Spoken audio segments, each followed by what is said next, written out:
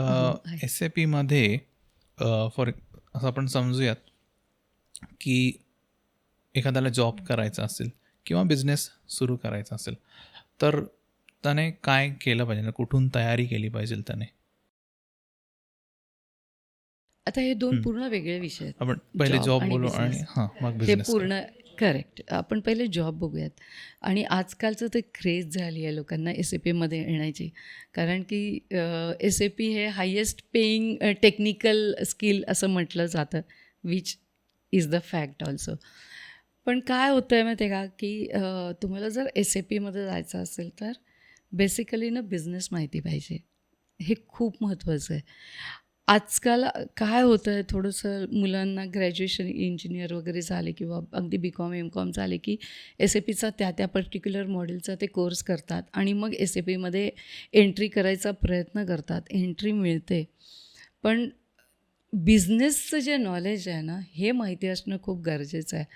त्यामुळे कुठेतरी बिझनेसचा एक अनुभव घ्या आणि मग SAPमध्ये या. अगदी 6-8 महिने, वर्षभर जरी कुठेतरी काम केलं एखाद्या कंपनीमध्ये, म्हणजे मग तुम्ही पर्चेस डिपार्टमेंटला काम केलं तर ती पर्चेसची प्रोसेस काय, सेल्सला काम केलं तर सेल्सची प्रोसेस काय, मॅन्युफॅक्चरिंगला काम केलं किंवा फिनान्समध्ये केलं कुठेही, तर ती प्रोसेस काय हे तुम्हाला माहिती पाहिजे. Because SAP is the perfect blend of the process and the people.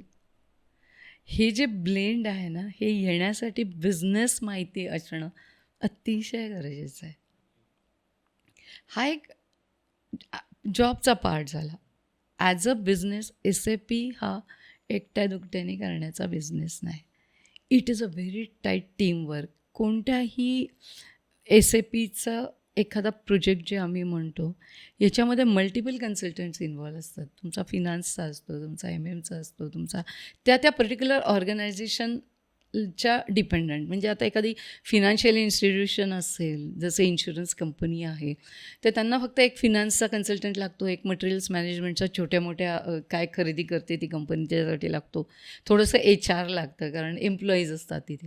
पण हे जर मॅन्युफॅक्चरिंग इंडस्ट्री असेल तर त्यांना प्रोडक्शन प्लॅनिंग पण लागतं, मग त्यांना प्लॅन मेंटेनन्स पण लागतं. मग ते कन्सल्टंट्स वेगळे असतात आणि हा प्रत्येकजण दुसऱ्यावरती अवलंबून आहे आणि शेवटी फायनान्स सेंटरला आहेत, कारण प्रत्येकाशी कनेक्शन फिनान्ससाठी आहे. त्याच्यामुळे बिझनेस जर म्हटलं तर it's a team work. So तुमची एखादी अशी करू शकतो, एक छान छोटीशी कंपनी स्थापन केली, तिथे प्रत्येक मॉडेलचं एक ठेवलं आणि मग एक घेतला प्रोजेक्ट करायला.